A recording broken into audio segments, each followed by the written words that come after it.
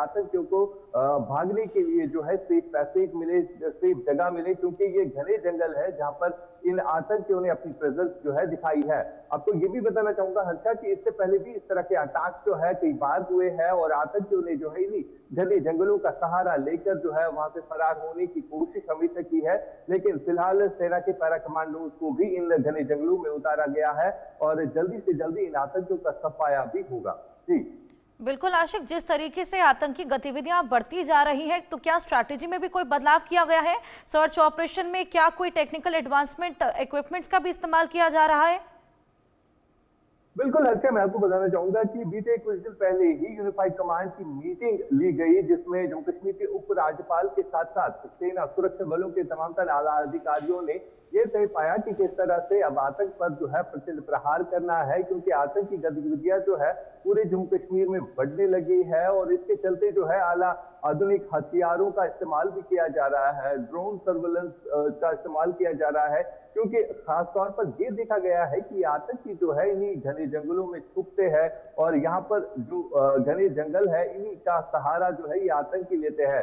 बीते कुछ दिन पहले ही हमने देखा कि किस तरह से ये आतंकी अपना बेस बनाते हैं इन्हीं जंगलों में, हाइड आउट बस्ट किए गए और वहां से ये साफ तौर पर पता चला कि अब आम लोगों के घरों में ये आतंकी जगह नहीं ले पा रहे हैं, क्योंकि आम लोगों का सपोर्ट जो है इनको खुले तौर पर नहीं मिल रहा है। इसीलिए ये आतंकी जो है कहीं ना कहीं इन जंगलों को ही अपनी बेस बनाए हुए है और इसके खिलाफ जो है अब एक नई स्ट्रैटेजी तैयार की गई है और सेना के पैरा कमांडोज हो या सीआरपीएफ के कमांडोज की जहां तक बात आती है तो उनको इन जंगलों में उतारा गया है। साथ ही साथ ड्रोन सर्वेलेंस और हेलीकॉप्टर सर्विस की मदद ली जा रही है ताकि जल्दी से जल्दी इन आतंकियों को न्यूट्रलाइज कर लिया जाए। अच्छा आशिक, अखनूर में भी गोलीबारी देखने को मिली आतंकियों द्वारा? बिल्कुल। अच्छा, इस तरह की इंसिडेंट्स जो है राजौरी पूंछ के इलाकों में काफी ज्यादा बढ़ गए हैं और इसी के चलते अखनूर सेक्टर में भी फायरिंग के इंसिडेंट्स जो है हुए हैं। फिलहाल पूरे एरिया का कॉर्डन कर दिया गया है और सेना का सर्च अभियान जो है इन पूरे इलाकों में चल रहा है। और अगर हम देखें तो हालिया दिनों ही सुरक्षा एजेंसी की तरफ से ये बयान आया कि 70 से 80 ऐसे फॉरेन टेररिस्ट जम्मू कश्मीर में मौजूद है जो इन आतंकी गतिविधियों को जो है बढ़ाने की कोशिश लगातार कर रहे हैं। लेकिन इनके खिलाफ जो है अब हालिया दिनों ही जिस हिसाब से यूनिफाइड कमांड की मीटिंग ली गई और उस मीटिंग में भी ये तय पाया गया कि किस तरह से इन आतंकियों पर प्रहार करना है। खासतौर पर अगर हम गृह मंत्री अमित शाह की बात करें तो उनकी सरबराही में भी दिल्ली में एक अहम बैठक ली गई और साफ तौर पर ये अल्फाज खुले अल्फाज में कहा गया कि जो पाकिस्तान द्वारा कश्मीर घाटी हो या जम्मू रीजन में आतंकवाद जो बढ़ गया है इसको किस तरह से रोका जा सके।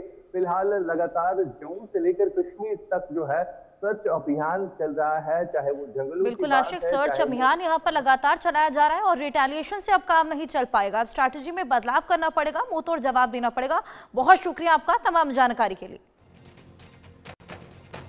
पाकिस्तान जब कुछ नहीं कर पाता तो बॉर्डर पार से आतंकी भेजता है। बुधवार को बालाकोट एयर स्ट्राइक के 6वें साल आतंकिस्तान ने जम्मू कश्मीर के कई इलाकों में नापाक साजिश की, लेकिन नाकाम हो गए। पठानकोट में घुसपैठिया मारा गया, राजौरी और अखनूर में आतंकियों की घेराबंदी हो गई। आतंकी आज मरे या कल, लेकिन मरेंगे जरूर। इन सबके बीच सवाल ये कि क्या एक और बालाकोट होना चाहिए जिससे आतंक का चैप्टर बिल्कुल क्लोज हो सके।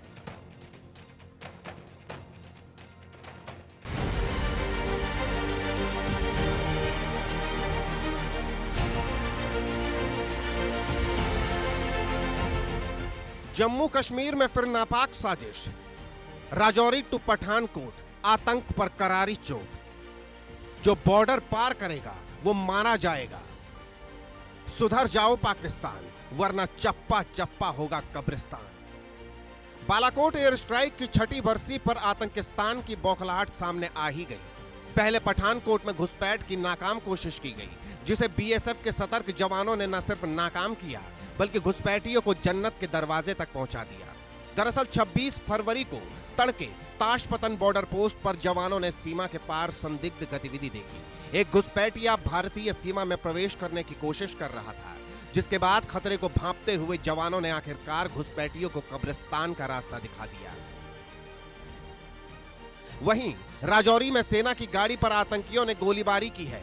आतंकियों का यह हमला सुंदरबनी इलाके में हुआ। गश्त पर निकले सुरक्षा बलों पर आतंकवादियों ने अचानक गोलीबारी शुरू कर दी। सेना की गाड़ी पर 4-5 राउंड फायरिंग की गई। हमले के बाद इलाके में सर्च ऑपरेशन शुरू किया गया। सुरक्षा बलों ने आतंकवादियों की खोजबीन के लिए इलाके की घेराबंदी की है।